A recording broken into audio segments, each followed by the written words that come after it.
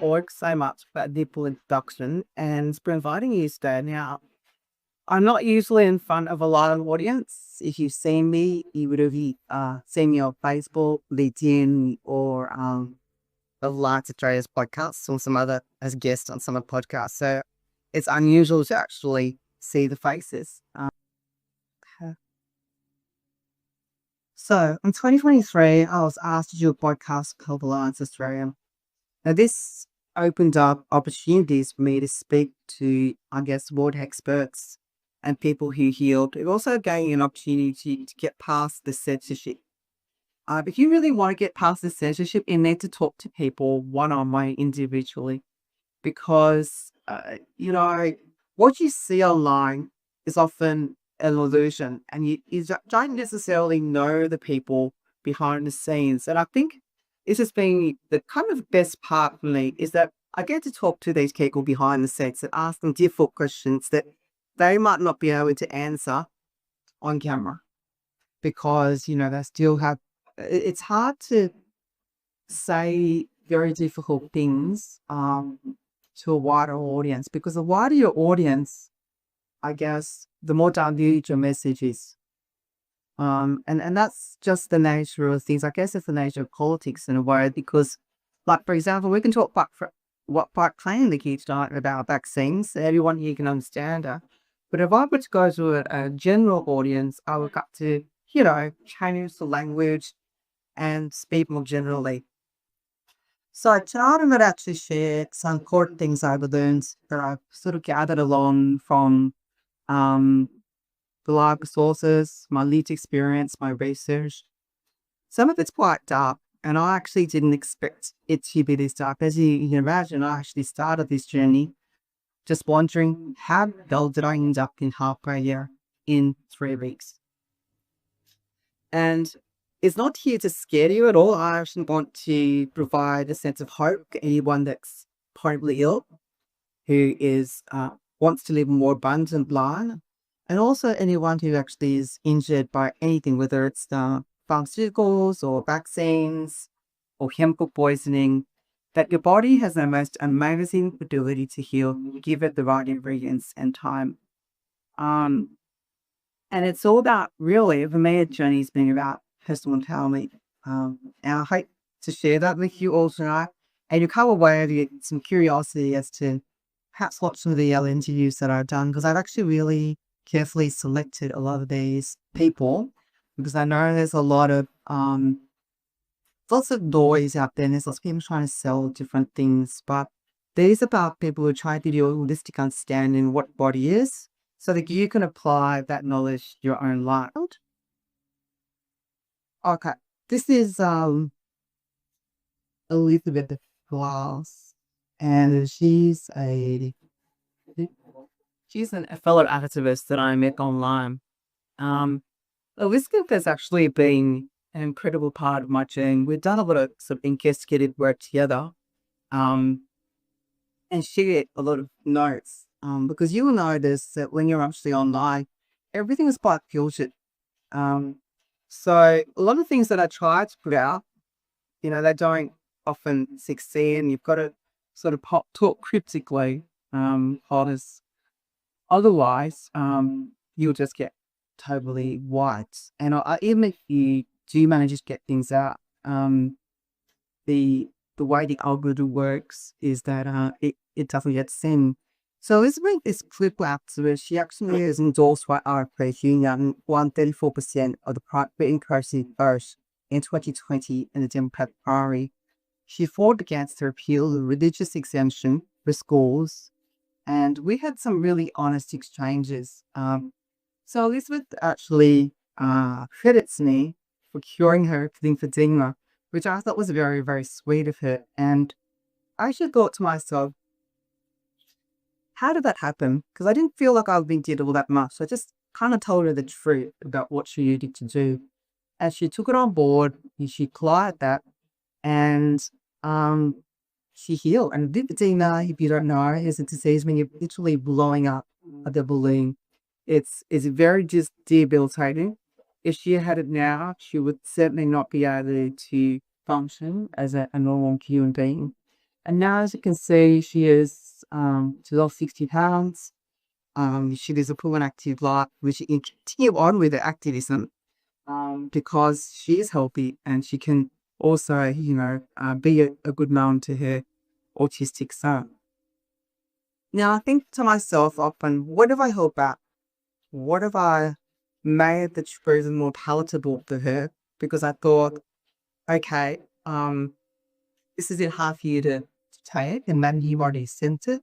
Um, then she might not have actually succeeded in. So she's really inspired me to kind of speak my truth, even if it's difficult for people to accept, because I think this is a very dark topic in particular. Okay. Now, I thought I'd ask the question, can I have a show of hands who in this room actually considers themselves healthy? Well, that's good. That, huh? What? I would have thought more people would consider themselves healthy.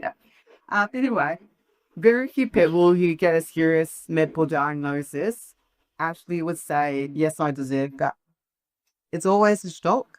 In 2011, I was diagnosed with postpartum cardiomyopathy, and I sat there in the hospital for a week. I was thinking, how did I end up here? I mean, I drank in the middle of Waterking Spring. I used to buy raw milk direct from the farmer, ate organic, lived in the countryside, and I really didn't understand how I stress affects my life or having to be a powerful pregnant. But I ended up with postpartum cardiomyopathy, and I remember sitting in hospital. They said to me that I should get used to the half words and to be on medication for the rest of my life.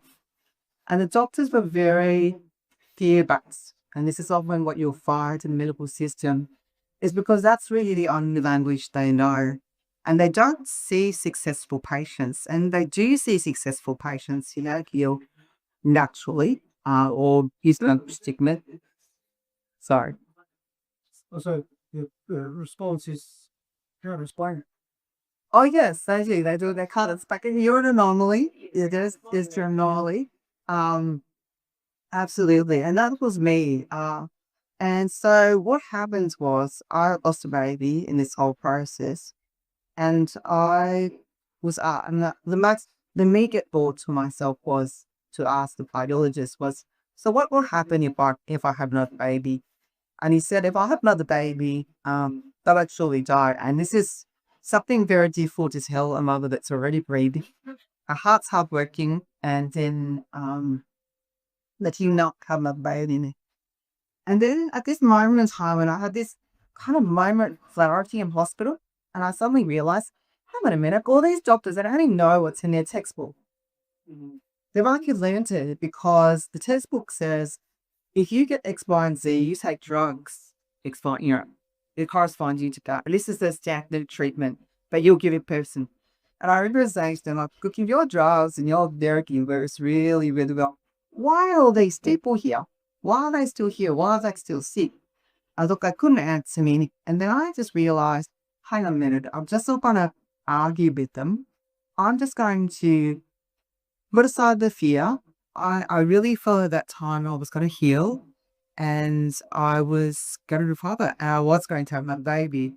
Um, so I came home from hospital and I could really barely walk. I remember within, some road at the time, and there was a beach right behind our house, and I walked on top of the beach, looked down, and I couldn't really get down bottom these steps and come back up again. That was when I initially. But I thought to myself, every day, and it's going to all be a little bit further. So 200 meters the first day, 400 the next, kilometer. And by the end of, a couple of weeks, I was walking a few kilometers. So then I had the hospital call me and say, "Hey, what are you doing?" But I was feeling pretty good. Um, and the amazing thing was, at the time, I got a book from the library called Stop Inflammation Now by Dr. Richard Fleming. It was almost Providence. I think this is literally one of two copies of this book in the whole of Victoria. One happens to be in Ocean Road, and the other copy is actually in purple markers. So how lucky is that? Okay, hi, got this book, Stop Inflammation Now. And it says basically a nutritional based method to healing heart disease. I read that book and applied that to my life. I ended up recovering completely. I developed a website called My Heart Sisters for Women UK Postpartum Cardiomyopathy, which actually ended up being used from researching universities in the US. And the Metechi Coalition in California actually linked to that website and distributed flyers linking to it. But also on top of that experience, I was like, at that time, Google, I was like 1, 2 on Google for anything related to postpartum community.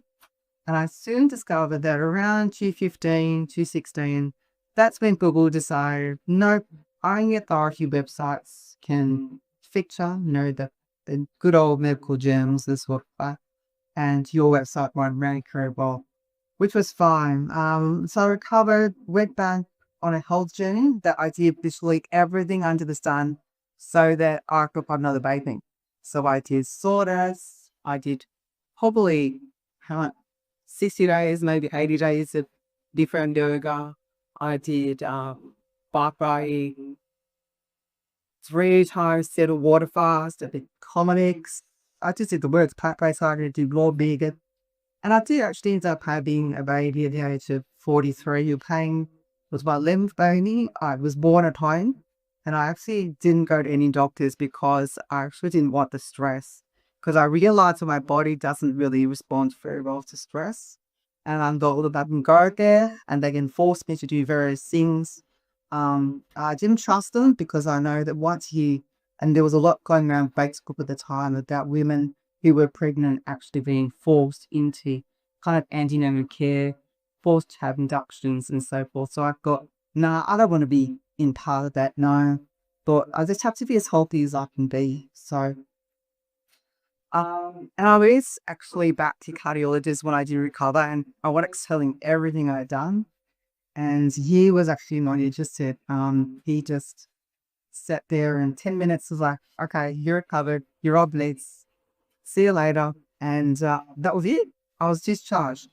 And he basically didn't want to know, which I thought was pretty unfortunate. But a nurse prior in the SIGs has been a sister for a long time. She said, after drugs, the real money comes with devices and part transplants.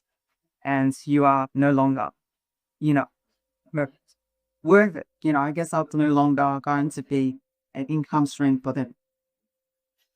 So fast forward, May 2022, I ended up with, as I said, I was talking to you about my dad and how he came over. I ended up with something like a stomach virus. I was sick for 3 weeks, bedridden. It was very strange. I was losing consciousness. I'd be sitting there talking to you, and I had an oximeter, so I was checking my oxygen levels, and it was okay, 95%. I felt fine, but I finally knew that something was a bit different this time. And I felt almost like my heart had gone, or my gut had gone septic. But I struggled on, and as, confidence would have it, I ended up, well, I'll tell you this, but I ended up, I don't know, taking some Galton time. It literally brought me back into my body. Now, the doctor that really talks about this as an angel, remember, he is oxygen in general. So it's antiparasitic, antifungal, and antiviral. But one of the most important things that I've discovered since is it prepares the phospholipids on the cell membrane, so it prepares the gut, as well as it emulsifies the liver. Sort of like if you think about water and you're washing dishes, yeah, how it's quite simple just clean water alone. But if you have a detergent with that, it's quite easy to wash dishes. And so in a way, that's what it acted in my body. And suddenly I felt inside my body again. And that was really quite, do you have any questions, anyone? That was really quite profound. And that meant that I was able to get help. Yep. Did you say turpentine? Yes. Gum turpentine is the sap of the gum tree. So I actually talked to my psychologist yet on LinkedIn about this, and he said it's because you don't really get the sap of a downtrade. It's actually a chemical product that's trying to give a trade immunity to you. So you're distilling that into a product. And if you actually look it up and look up toxicity for January, you'll see where she talks about it and she discovered it. She uses a lot more like the itch for a whole lot of different ailments. But I don't know, I guess I'm sort of still, I planted probably should have taken it earlier, and if I didn't feel like I was out sick, but she just sort of takes it and she actually, that's my talk, does a lot of podcasts on it though. One of the interesting things, there was a herbalist that actually had a whole podcast about mixing putty, right? And I remember seeing that thing. Oh yeah, I got that done. I actually had friends that had tried it because they'd asked, but since I said, oh, and it cured people of celiac disease and um gut issues, but quickly. As it was interesting because I sort of knew about that I used to take it, but I was quite desperate at this stage.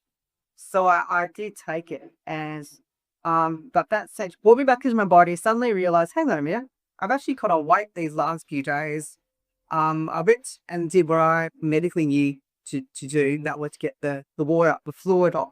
Because when you go into heart failure, basically it's like my friends with Elizabeth with emphysema. Your body leaches out this fluid, and my understanding of it now is that fluid is like removing toxins on your blood. So it moves it into the lymph nodes. And so I thought, okay, I'm just get a water pill. I'll go to some doctor online, get a water pill and get that off. But unfortunately, it wasn't really working that well. And I remember a friend gave me,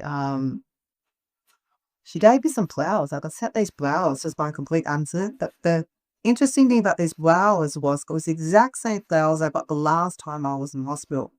And it just triggered some memory in me. And I also ended up watching some podcast or got some, it was like, it was a cheap eats woman of her mum that died of some suddenly about heart attack. And I thought, oh, look, I better go to hospital and I better check. I'm not liking to go to hospital, but it's probably nothing, but let's just go to all it out. So I ended up going to hospital and it was my heart. That's when they diagnosed my heart at 15%. And I could tell, there's no making it up when you look at a screen and an ultrasound of your heart and you can see it like barely, functioning. A 15% is quite severe. Normal heart functioning is somewhere between 55 to 65%.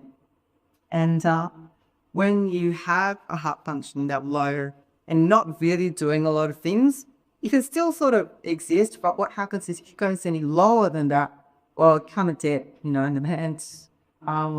So I went to hospital, and this is where I've heard the first time I ever heard the term amiloidosis, which is protein solving. They wanted to test me for cardiac amyloidosis, and I didn't know heard of this before. They actually wanted to give me an MRI with all this nice toxic dye, and they also wanted to give me some experimental drug. And I did my research, and I said, no, thank you very much. And I actually had to, I guess, I didn't separate, I think, but I just cancelled the appointment with the cardiologist. I had found another cardiologist because she actually booked me into an MRI despite the opposing it. And she also was putting on the fear that probably be dead in a year and wanted me to take COVID-19 vaccine on top of all of that. So that was the act. And I think, look, you got to know your rights. You've got to understand it. Sometimes it's really even better to make sure that if you see any medical professional, take an advocate with you. Take someone who's going to be by your side, listening into conversation, because they're far more likely to do the right thing when someone else is listening in. And also that advocate can sort of, help you, because there's going to be a lot of fear when you, and for me, I think because I could already heal from heart failure in the first time, when they said 15%, I was like, okay, last time was 30%, I can do 15%. And I felt quite confident because I really know how to get better heart failure in the first time. that I was going to be able to achieve it. I think I would be in a far different situation had that been my first time around. Um, so in a way, I felt almost like a life that converged to this particular point where I had been given this clue, if you like, in a puzzle for amyloidosis, which is protein misfolding. I also, when I was in hospital too, I also had to, you have to be really careful about your electrolytes. They like to give IV saline. Like I asked the nurse, why give IV saline instead of a glass of water? Do you know one of the quickest ways to kill someone is actually give them an IV saline with the dehydrated.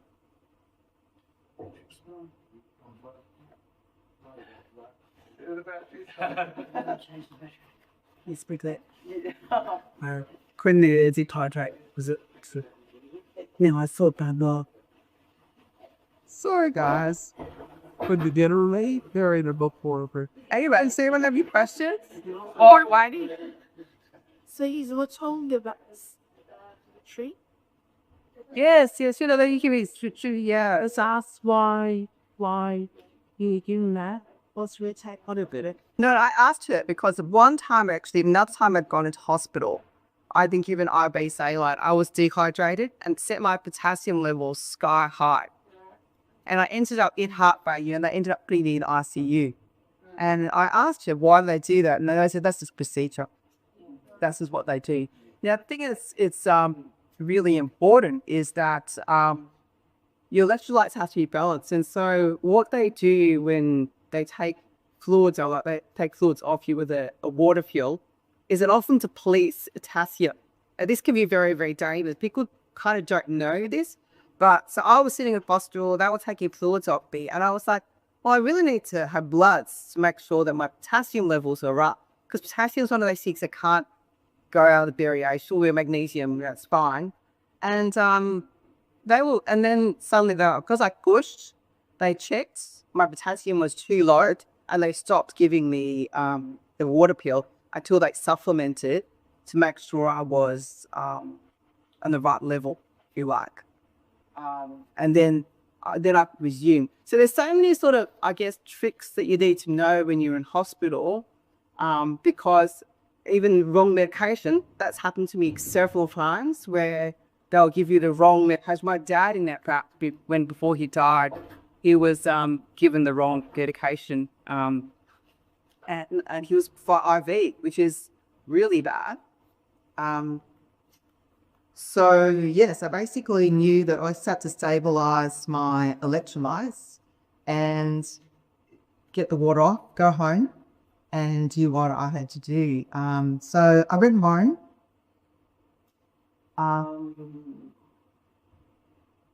And I actually felt at that time, and I see a lot of people, you know, given a diagnosis of 15% would probably be in pieces, but I don't know, I just had this feeling that it was kind of harder, bigger picture. And I think that's really so important when you are diagnosed with something or some life event, some major life event happens that's quite traumatic, is that you can alchemize that trauma into something positive. And when you can find a purpose to it, it helps you to find a way out.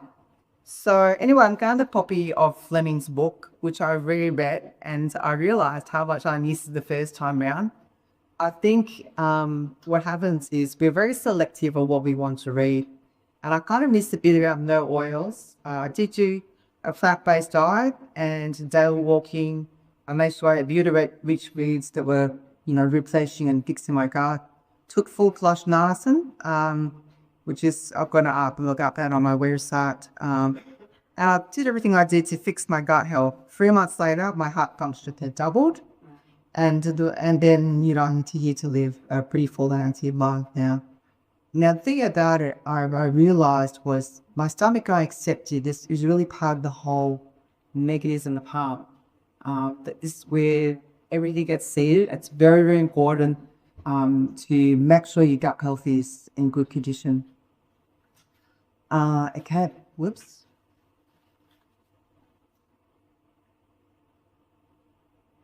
So anyway, because I'd done this website, Violet Sisters, Dr. Richard Fleming had reached out to me a few years prior. And I looked him up again, and he actually wrote a book. It's COVID-19, a biology. And I found all this information that it's like he was one of those censored doctors out there. Pretty much no one had really heard of him. And he was actually trying to bring a forward case to get these people who had deleted the biomethod. It was not just the vaccine, it was whatever they released. And we actually now believe that it was sometime a multi-pronged attack, that combination of the vaccine plus shedding plus infection. But it's not to say, really the very important part of that interview with Fleming was that he was basically saying, we are designed to heal. We are designed to survive.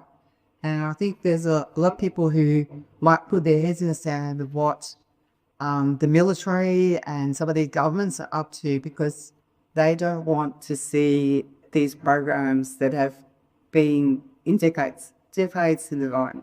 And I actually didn't know about them either. I had no idea how we're tied into it all. So I emailed him. We did a whole podcast on SARS-CoV-2. We talked about how court cases were going. And I would actually just consider it basically a poison. Whatever they designed is a poison, an engineered pathogen. So the interview is pretty good. It's got a framework for healing. He does talk about a lot of the other intricacies of replicating gain of function, which I probably all have heard about. Spike protein does reverse transcript DNA. It hits off cancer suppressors much. It's got a HIV insert. It's got a whole lot of different things. But here's the thing. The body can heal. Like if I'm testimony of that, sitting here, that had the disease progressed, it should have technically taken my life. So about the same time as doing this podcast, the Australian government of Australian comes out with this article, which was in 2023, yes. And that was still kind of making the lab leak thing a bit of a theory. We also didn't really believe that it actually released from the lab. We think it actually was released during the military gaze in 2019. But that's kind of the cover story that they want to tell us all. And then the White House and even our own Parliament has acknowledged that there's certainly a lab origin of it. So after that, I thought, okay, America, let me go and interview some lawyer. And I decided to interview Professor Francis Boyle. It's a great issue, 30 minutes. Okay, begin. He sits deceased. They had managed to end him. I was the first person in Australia to interview him. One thing great about doing podcasts is that you put stuff out there and then all the platforms go along and take your stuff and rework it. So in a way, you kind of get out there without necessarily being in the limelight. So he drafted the Biological Weapons Anti-Terrorism Act of 1989. And the warning that we did with him was he wanted all BSL-3, BSL-4 labs to be completely shut down, which we have one in Australia too, in Geelong, CSIRO, who is actually being linked to the Wuhan lab. And they, various times had stopped up. So he says there's no purpose to develop against biological weapons, and he calls them Frankenshots and neurobiological. Now he was really the right person to interview. Another thing he talked about was how it was a felony with life imprisonment to produce bioweapons in US soil, which is why they kind of took it overseas. He named 3 figures: UNC, Wuhan, Fauci, Barr, and he was seriously found dead. Fauci agreed to testify against Fauci and Borlo. Now, after that, I interviewed, another interview was, this is a great guy, great interview, Professor Emeritus Garth Nicholson. His PhD is a world authority. They probably never heard of me before. A very old guy, because he's 80s, and there's a impressive list of achievements. He ranks number 1 for cell membranes, 2 for cancer cystitis, 3 for pure integration, and 53 for cell and molecular biology. Now, what I learned from him was this whole biological weapons thing is decades old, and they were actually experimenting on prisoners in Texas. So here's why. They've got a very interesting story. They fled for their life from Texas because his colleagues were actually killed and his boss was shot in the head in his office because he was going to expose the biological weapons on test prisoners. And it was the Gulf War veterans actually that were the subjects of this mass experimentation. So what he did was he basically wrote a book called The Project Day Middle East Story. And he wrote it as fiction for everyone so that he wouldn't get killed. And I kind of agree because after decades, you think about how much he's managed to achieve, his time as a scientist and all the people he's helped. In a way, it became futile to fight the system because the system was too much to fight. Again, developed a whole model for healing, and that is we talk about cell membranes. He talks about the phospholipids. That in fact, there's scientists, they like to invent supplements. They like to invent things that people can take as a treatment option. So we developed a product called NT Factor, which is various supplements, and he was aiming to help Gulf War veterans. And talks about holistic function. Now, for myself, personally, I love the holistic method. So what I do, take from these great scientists what they've learned, and then I just try and apply it and think, how can I hack that into my own life in terms of nutrition or, lifestyle? And when you actually look at that particular model, the fungal function is very important.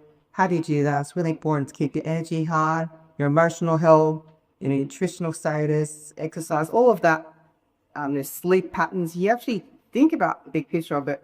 It all makes sense, what they're actually doing. So to this day, the public perception of that tragedy is very limited. There are now over 150,000 vets that suffer from chronic illness and tens of thousands have died without knowledge of the proper assistance to keep the secret origin of their illness, which is a biological warfare program. Now, another thing that's quite interesting about this particular interview, I'm not sure we actually covered it, but the bulk of veterans came crying when they actually made their families sick. So their families became sick. Yes, so this has actually been ongoing for a long time. So he discusses the mechanisms of that. There are two mechanisms of harm, that the biological and the chemical agents that can harm people. I think most of us, apart from me, are with chemicals and we try and live chemical free. The biological he discusses and he he's developed a certain model for understanding that. I think natural therapies can work just as well. But they're doctors and they have to that one kind of essentially can be used by IV in people. And lots of people helped. Usually, sort of quick fix by use such imagination. I think it takes about a year on this product for results. But I would say probably take less if they sort of add in the nutritional stuff, did things like juicing, smoothies, limited inflammatory foods and all that. Okay, next one. So, now I want to turn to the source. Now, this is Dr. Kevin McCann. Now, very famous to our interviews. I found Kevin because of that magic word, allodosis. You put it into Bool or Bool into X, you'll come up with him. He is also incredibly shadow banned. So we did an interview with him in 2024, which had enormous reach. It just becomes like those you reference. If you really want to know what was going on, he says we need to watch our wording. We need to not call them vaccines. We need to call them or start get to this called the mass casualty events. It's an engineering prior. It's a debilitating agent. It's a part of a whole weapons program. This is how they developed it. Now, people will say, well, why could they release such a thing? And can't they be harmed? Is there an antidote? Now, when I talked about Francis Boyle about this, he reckoned at the time that the antidote was remdesivir. Obviously, it wasn't.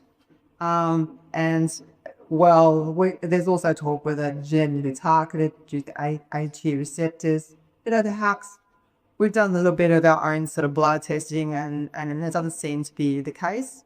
So sometimes you think the big bad guys really have a plan, and it's all going to work out for them, but actually they don't. Or they can totally stop up, and they just are just a bunch of crazy lunatics, kind of like a lot of the tech bros. And we also don't know all the jab formulations were the same, and from what I hear, they weren't. It was up to all over. Greg Kahn says was the biggest clinical experiment in the world that we were part of. At Mike, there's no way to do it, so we can't get it all vaccine out to test it anyway. They don't exist. So we are essentially what we're doing right now is reverse engineering what we're seeing. We're trying to work out from the injuries and experiments under the microscope how it all fits together. Now, one of the most important parts of it is the smoking gun of all this is the fibrous white clots, which a lot of you must have seen.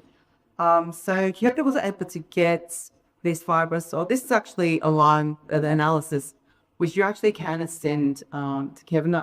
This is Elizabeth was very harmed. She decided to give 3 blood samples. The blood samples of her is she is unvaccinated, her son who is unvaccinated, and their relative who has had 3 shots, I believe. And all of them come up with this allergy peptide, fibrin. Now the thing about this is very different from your live blood analysis. It can cost, $1 million. So what they're doing is they're not just magnifying it, but they're also staining it. So what Kieran has done too is he's got those fibrous white clots from Steve, Hirschman, Mr. Hirschman, RVC and Bala, and then tested them to, as I found them to be disease, proteinaceous tissue, misfolded protein, which is highly allergenic. Again, that word allergenic that I hold on to and the star. So Kevin has a crowd-funded lab. So far, people have sent in samples. You can send him a sample free. You just have to get slides and stick it there. It costs, I think, $150 if you want to sit there with him and go over your results. But I kind of didn't bother because I just felt like, and 90% of his samples have it. You probably all have it. But Elizabeth thought she played gang and she played along and she sent her samples along. And what she was particularly shocked to find was her unvaxxed son had these amyloids in them as well. So it's pretty shocking. In the previous interview I did with Kevin, we realized he has theory that it was some sort of 2-prong attack where it was like a lock and key mechanism. So when COVID was staying out, it's with nothing or supplemented to get sick. And then afterwards, it sort of locked in into some other, mechanism. So then we moved on and I thought, okay, now Kevin's decided to test the blood and know what it is. We can kind of guess the mechanism of how it basically is. If you think about it a bit like, if anyone here has grown, has anyone ever grown concha with a Scooby? Yeah. It's like really rubbery and like fungus like. Well, it's almost a bit like that. That's what it's kind of like doing inside your body, where your body's immune system is not functioning properly. When the liver is inverted properly, it is not clearing it out as quickly as it's making. But your body can clear it out. So a lot of the things that are selling out there, pretty much Kevin has done, sort of really working. This is actually the blood that's come out, and this is coming out of an arm of an unvaccinated. I think she was 14 or 15 at the time.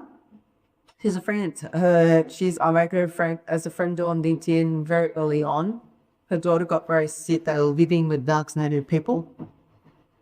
And she is still in hospital. She has pretty much lost all bowel function, ability to eat. They have no idea what to do for her. And because she's under 18, she just has to stick with whatever standard care that there is, which is very, very little. So learn the next one. Yes, so I interviewed Tom Harland. So Tom Harland, he went and did these embalmer surveys. So we wanted to know the incidence of these barbarous workflows and how often were embalmers send these in people. And this is why it is the smoking gun, because they are saying it, but a lot of them are very terrified for their jobs, their careers. And if you know, a lot of these funeral homes are actually owned by corporations these days. So they're profiting both ends. He did 1,700 embalmers, and I spoke to him in person. We actually spoke in person in June 2025, and apparently 83% of embalmers are actually seeing these HOTS.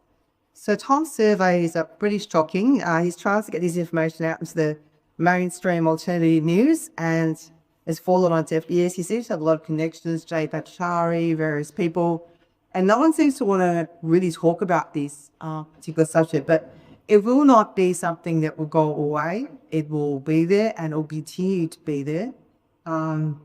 So yeah, it was just really, we just keep trying to put the information. I did put up something on TikTok with it. I tried to inspire it with that for a whole lot of views, and then that interview, or that clip actually got taken down. Kind of respected it. You sort of test the limits of what the system will allow.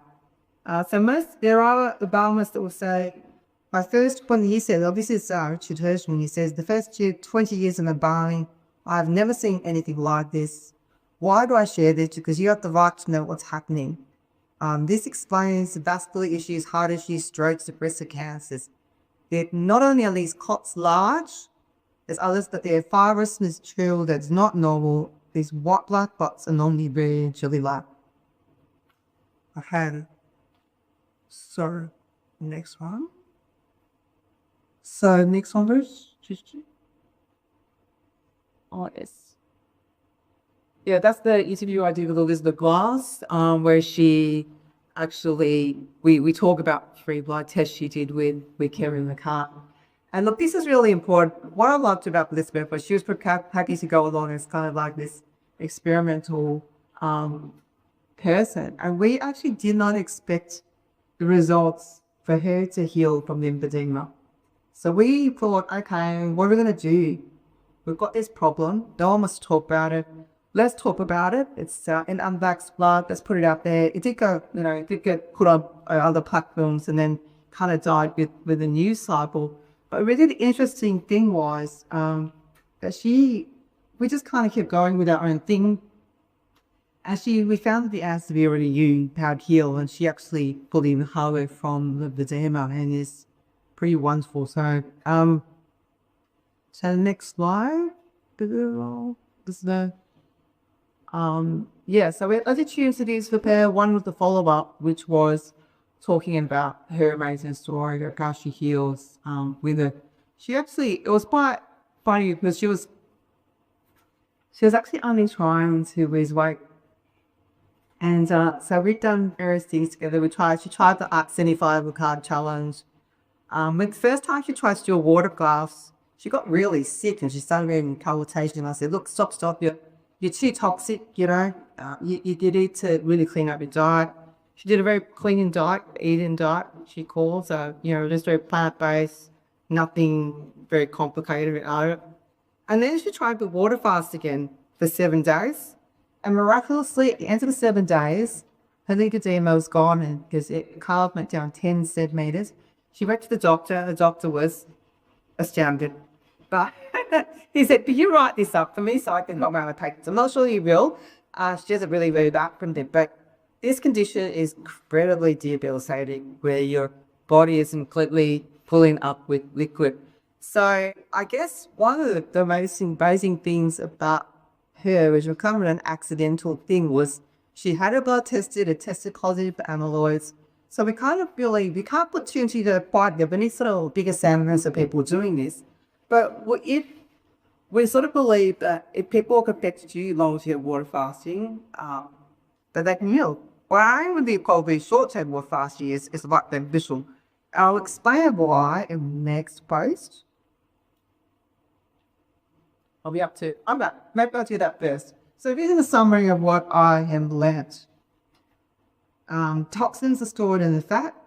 That's why you also found that with cotton, people who are overweight tended to have more issues because your body, when you actually start burning fat, is also releasing toxins. So you really need to be very careful when you are detoxifying, that you kind of do it in a way that it doesn't overwhelm your system. While putting on weight, if you noticed, one of the things we sort of discussed in her interview with Elizabeth was, she said, I just don't stop putting on weight after COVID. You know, and no matter what I tried, different diet, I kept putting on weight. And I reckon it's around Melbourne, a lot of people are putting weight. And I really feel that, this is my view, that's because whatever toxins we're exposed to, you're fitting this kind of biological weapon, it's got to try to store away from our blood. It's trying to hold it outside of our system. And why a reset can be so important. And also, kind of you do lymphatic massage, kind of move the system so that it can release those toxins. The other thing important is gut health is absolutely critical. I've done an interview with Professor Robin Cosgrave on that. We talk about all the way from birth, all the way into pregnancy, how it affects your pregnancy, and when you get a gut health right, I mean, amazing things that happen. Nutrition is absolutely essential. Now, we live in a very toxic world. We're not just, it's not just, I guess, what they're spraying in the air, the pesticides they're spraying with food, the water, fluoride, the water toxins, the copper, all of that. But we also have, environmental toxins, cars, off-gassing, furniture, all that. So the idea is, yes, your body can take a certain load of toxins, but you have to sort of support your liver in order to remove those toxins. So you can shift more toxins out and come in, then you're going to be fine. And you also need to keep your histamines low. One of the things that I got the hard mistake with was I didn't realize you boil. I'm vegetarian now, I'm vegan, but if you boil bone raw too long, you release a lot of histamines.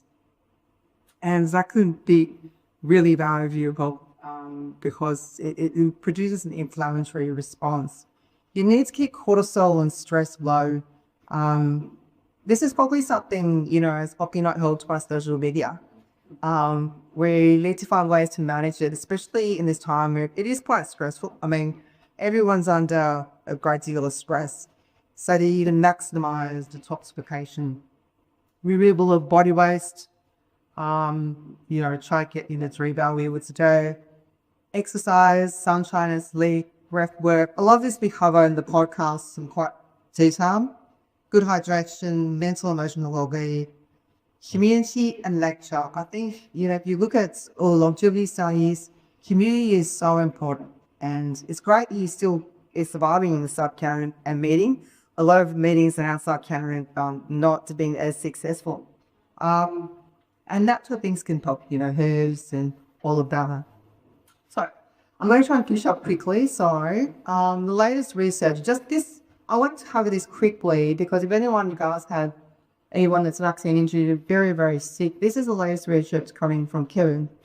So they use a basic thing called apheresis. It's not available in Australia. You have to go somewhere like Japan or overseas to get it. It's basically filtering your blood. It's not the same as EMO, which is not actually being proven to be successful. So he's managed to sustain after 6 months of treatment that, and then they, add in stem cells and also nutraceuticals. It's hugely expensive, probably tens of thousands of dollars.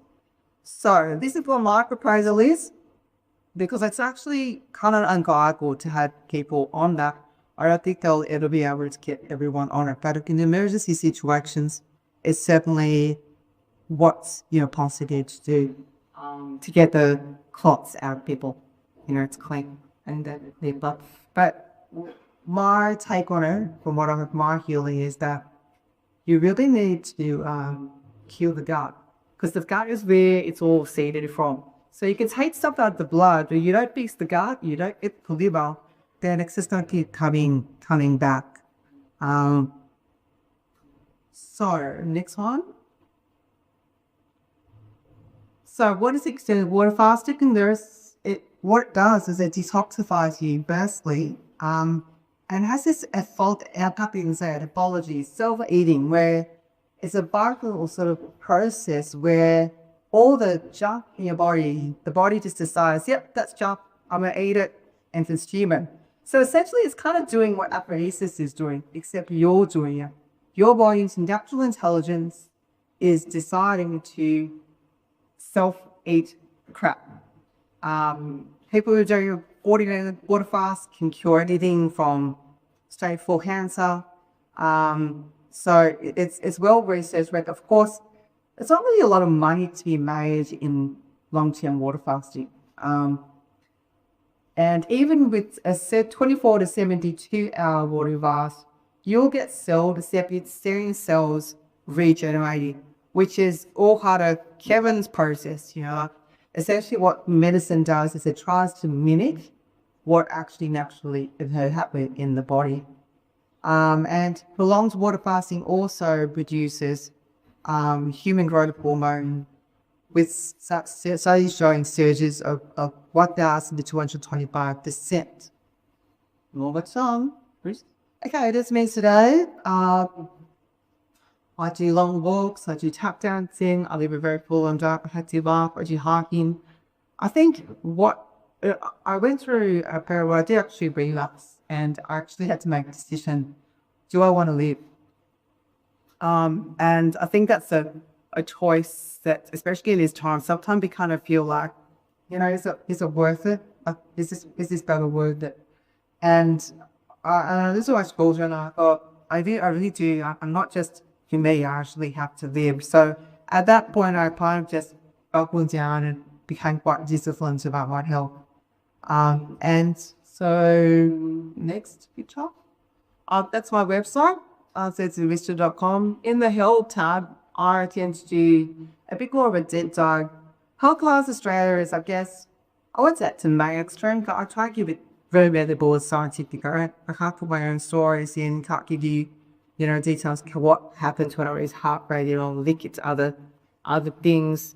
This particular website can talk about a lot of other things, NAS and emotional well-being. I do kind of talk about the podcast that I've done and my take on it. So, where Health Australia is on healthlineaustralia.org. I've covered topics on Healthline Australia that include gut health, detoxification, nutrition, sleep, birth, outside the system, pregnancy, neurological disease, the importance of light, regenerative healing, testimonials of big healing from chronic incurable diseases. Removing stress from the body, that's actually a very interesting one with Matt Barr. But I think he does TRE. I don't know if anyone's heard of that. Breathwork, energy healing, a new model for understanding cancer, ADHD, autism, helicolitis, bowel disease. We talk about colostrum, which is also a very interesting substance. We've talked about Lyme disease, and I did an interview with a neuroscientist called Professor James Giardino. He works for DARPA on latest brain technology. He's a very, very dark person, but it was actually a very interesting interview because I think we can kind of contain what we feel happens during COVID as a psychological operation, because certainly it was that, but it was actually military grade. There was actually in the technology that they tried to get involved. And I think it's important for us to know what this technology is around us, because it is being weaponized against us to try and influence our decision making and our thinking.